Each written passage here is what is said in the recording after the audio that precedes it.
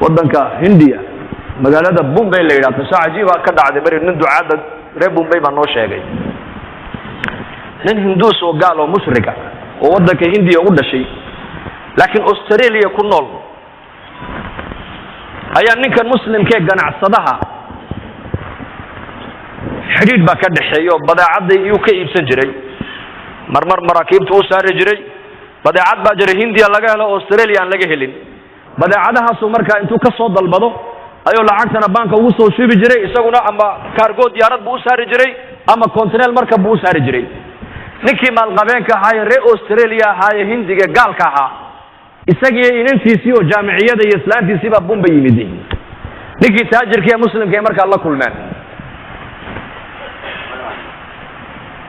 markaas badeecad buu iibsaday wuxuu yiri badeecadan tan adaan ka iibsaday ii soo saar diyaaradda cargo-ga lacagtina waa tan alaabtana aniga gaar meel kale uga soo iibsaday iigu darbu ka yiri markaas uu yiri waayadan qaraxyo iyo adduunka waa la cabsoodaa oo qof walba waxa diyaaradda u saaray uu iska eega badeecadan aniga adiga soo iibsatay de ana ka iibiyo waan garano ana u qoolan wixii ka yimaada laakiin tan adaa ilaa yimid maxaa ku jira ii sheeg markaas uu yiri wax kale kuma jiraan ilaahan caabudaya ku jiro halkan ka iibsaday buu yiri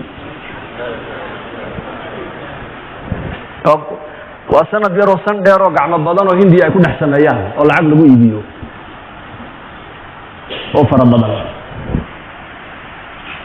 markaas uu yiri culimada idaan soo weydiin in shariicadeedu ii saamaxayso in kale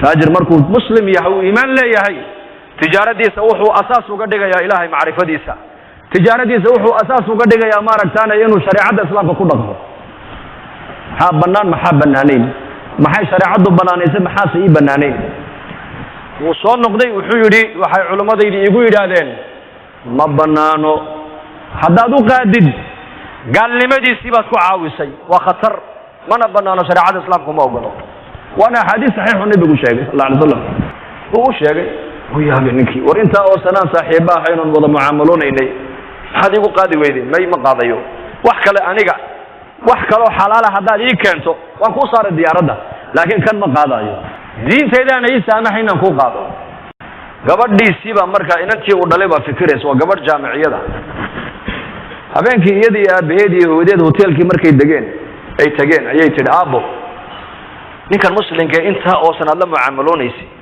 muxuu noogu qaadi waayay bay tiri ilaahayna yaaba waa diintiisa oo golayna naga daabuuli aba raay baan ka qabaa bay tiri halka raay baan ka leeyahay raaygan ka leeyahay waxa weeyaan bahalkan aan iibsanay marka koobaad isagii intuu socdo Australia tagi kari maayo ma socon kara laba lacag iska bixin kari maayo diyaaradda kursi fadhiisan kari maayo صدح هذه واحد يقعد عدسي أو ضويدي كذا عدسي أو هذه كذا عدسنا ما هي ذي نكنا دبولا يمر كدبات النقبتي حنبرينه وعيت أنا أريد أن مسكح هذا ما قال سيتي ورك لكان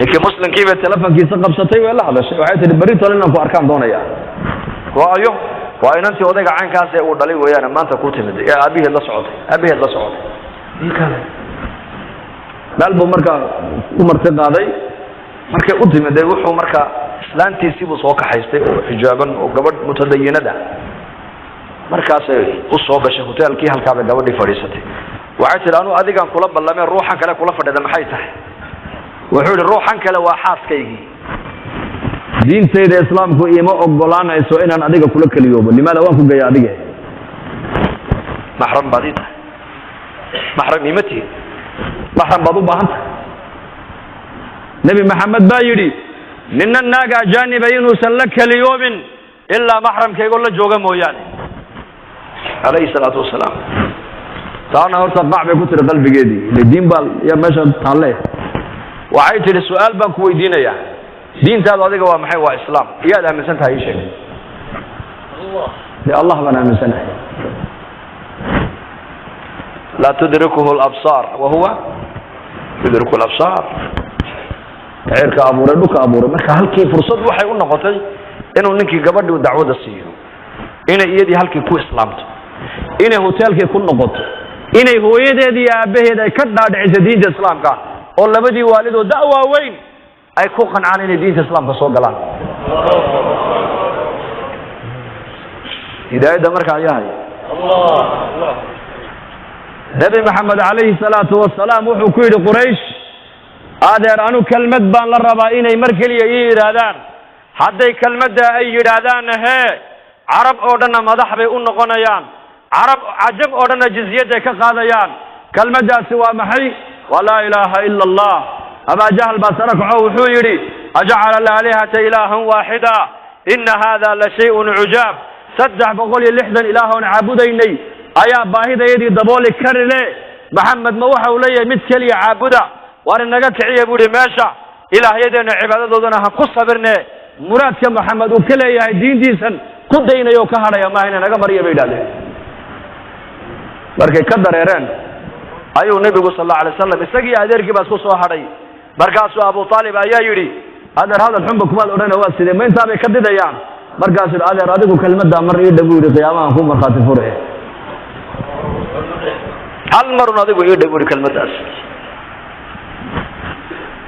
maalin kasti waa u bandhigaya adeerkii dacwadda. sakaraadkii markuu qabtay ayaa la yidhi adeerka abaa aalib baa xanuunsan oo jiifo oo dhacay. markaa buu nebigu iskor taagay calayhi salaatu wasalaam. kolkuu u soo galay abu aalib wuxuu arkay dhinaca waxaa ka fadhiyaba abu jahl. yaa uga soo horreeyey? abu jahl baa uga soo horreeyey. siraac xaqa iyo baadilka waa isgarab socdaana la socdo. markaa buu nebigu u dhawaaday adeerkii, cami adeer hee kalimatan uxaaju laka biha cinda allahi yowma alqiyaama. maalinka qiyaamaha han kuu markhaati fure oo han kuu shafeecad qaade. hal marun kelmadda anigay maqashii buu ka yidhi laa ilaaha ila allah muxammadun rasuulu llah sal alla alay wasalam. markaasuu eegay abu jahl buu eegay. abaa jahl baa ku yidhi atargabu can millati cabdilmualib? ya abaa aalib, ma milladii cabdilmualib baad maanta ka weecanaysaa? diintii awowyaasheen intood ka tagto diintan cusub ee maxamed uu la yimiday miyaad rumaynaysaa ood raacaysaa? u aamusa. haddana nebigaa soo erjiidiyey sal l slam adeer kelmaddaa mar labaad igu celi buu ka yidhi. mar labaad haddana u aamusa. haddana abu jahl baa soo jeediyey. markii u dambaysay abu aalib wuxuu yidhi calaa millati cabdilmualib baan ku dhintay maxamed oo iska kaydaa buu ka yidhi. inaka laa tahdii man axbabta walakina allaha yahdii man yashaa wahuwa aclamu bilmuhtadiin. inaka laa tahdii man axbabta, kad adigu aad jeclaatid baa nebiga lagu yidhi ma hadayn karaysid. dalaalaad adigu leedahay, addalaala hidaayaddaad adigu leedahay waxa weeyaan inaad dadka khayrka aad ugu yeedhid, inaad kelmadda u bandhigtid, inaad u naseexaysid, inaad u damqatid, inaad diinta u sheegtid. waa shaqadaada adiga weeyaan. laakiin quluubtooda annakaa hayna baa ilaahay leeyahay, kaan doona qalbigiisa annakaa nuurka iyo hidaayadda qalbigiisa gelinayna. kaad jeclaato adigu ma hadaynaysid. marka abu aalib oo nebi maxamed calayhi salaatu wasalaam adeerkiiyana hidaayadda nasiib umuusan yeelin. salmaan oo farisiina ilaahay waa soo hadeeyey. abulahab oo nebi maxamed adeerkii la xamiyana hidaayadda nasiib umuu yeelan.